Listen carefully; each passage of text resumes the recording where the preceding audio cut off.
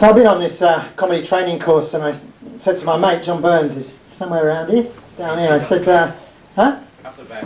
He's at the back, I can't see anything down here. I said to John, so I'm doing this comedy course, and I'm going to be doing you know, a bit of a set on the Monday night. Do you want to come along? He goes, yeah. Got to be a winner for me, isn't it? And I said, well, why? And he said, well, you're either going to be funny, which will be funny, or you're not going to be funny, which will be funny. So here we go. Oh, well, I'll stop now. You said if you get a good laugh, get off. Jesus Christ.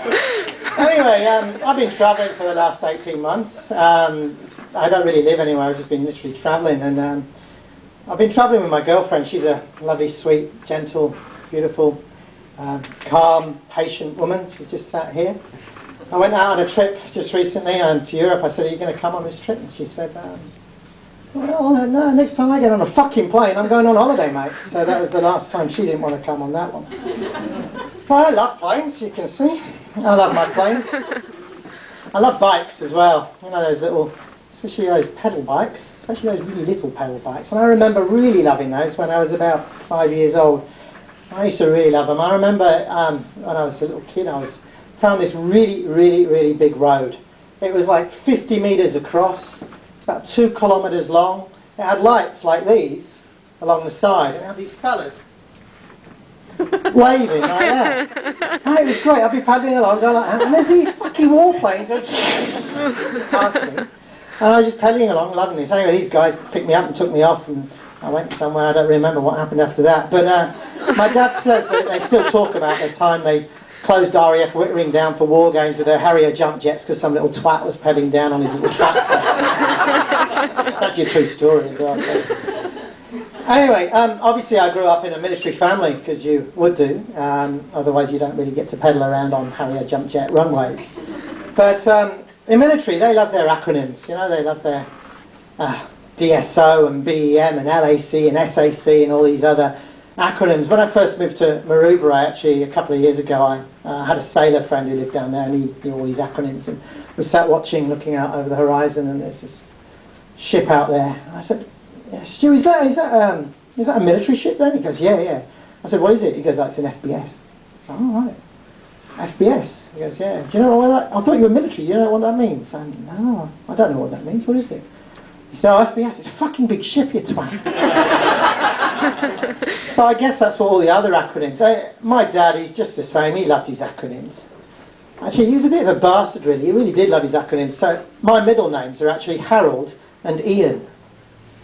So it's Sean, Harold, Ian, Triner. Oh, what a bastard. No, he really did set me up, didn't he? I used to have some fun with him, though. There was one time, I have to do this for this bit. Try not make this go down.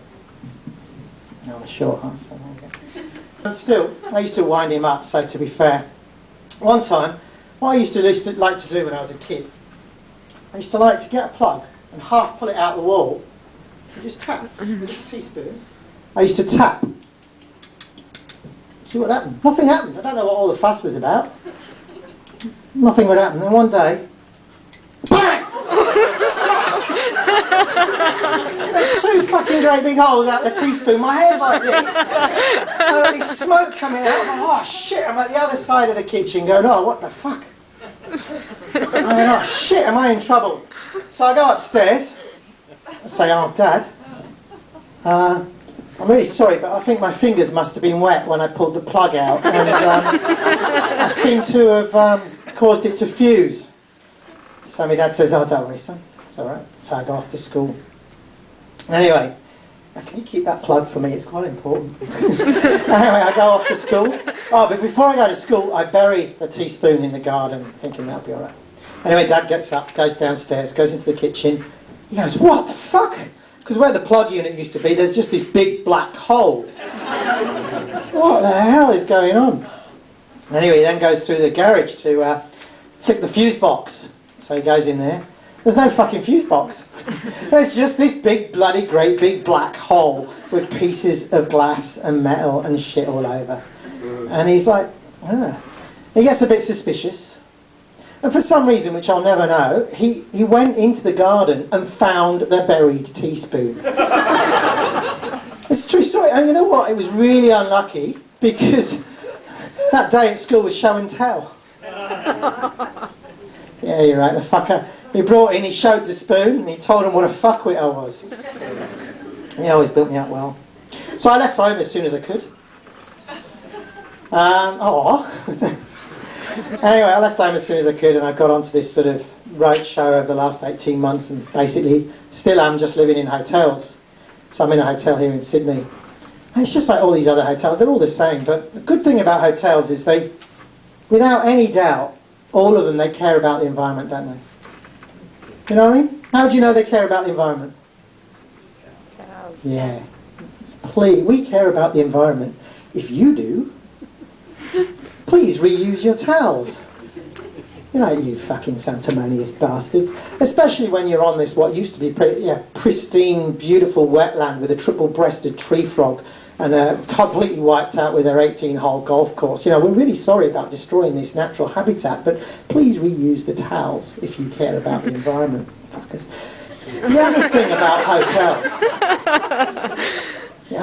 hotels, though, the willy trapper. Boys, do you know what I'm talking about? The willy trapper. You know, a few lads are going, I have no idea what the fuck he's talking about. Where the hell is this going? The willy trapper, the cock catcher, the knob breaker. Basically, you're busting for a piss, absolutely busting. 3 a.m, you've been out on the raz. 3 a.m, you wake up.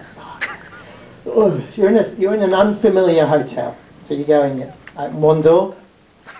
No, that's the laundry. You open another door. Oh, shit, no, that's the bloody place where they're putting the ironing board. You open another door. That's the front door. Eventually you get to the loo. Relax. Put the seat up. Oh, bang! Wallet. Ow! The willy catcher. I don't know what it is, but these female seat toilets are getting their own back. Bang! They just don't stay up. So you're there, you got piss all over your legs, you got bloody throbbing the ass. Shit! You've woken the girlfriend up and you can hear it. So she comes through, what's going on? Comes to give you a bit of an earful, and there you are. There's nothing more romantic than the one that you love. You come round the corner and the one that you love is knee deep in a puddle of piss, wiping it up and holding his knob with his other hand. Anyway. Yeah, some of you blokes are going, oh yeah, the willy trapper, I know what he means now. Yeah. Anyway, it's cheaper than dinner. What's a willy trapper? I will explain later. Anyway, talking to the girlfriend and the hotels. She has, for this 18 months travelling, we pretty much move every couple of weeks. And one of the problems that my girlfriend has is that if she sleeps in a strange place, she tends to sleepwalk. Since we're always in a strange place, this means there's a lot of danger. So what I have to do is lock the door, put the chain on, put some bags in the front of the door, close the curtains, lock the windows before we can go to bed. You know, because I don't really want anything happening that's sort of untoward. Well, most of the time, every now and then, you know, when she's fallen asleep, I open the curtains and I lock the window just to see what will happen. But generally speaking, it's a wee bit embarrassing, you know, when you sort of, because there's not a lot of clothing involved normally. So, you know, when you're in some foreign places, it can be a little bit embarrassing when you've got Lady Godiva walking up and down the bloody hotel corridors. But the good thing about it is I now know how to say, wow, look at that ass in 27 different languages because I heard them shouting out. Anyway, that's it. That's my 7 minutes. So I'm going to finish now. But thank you very much for your time.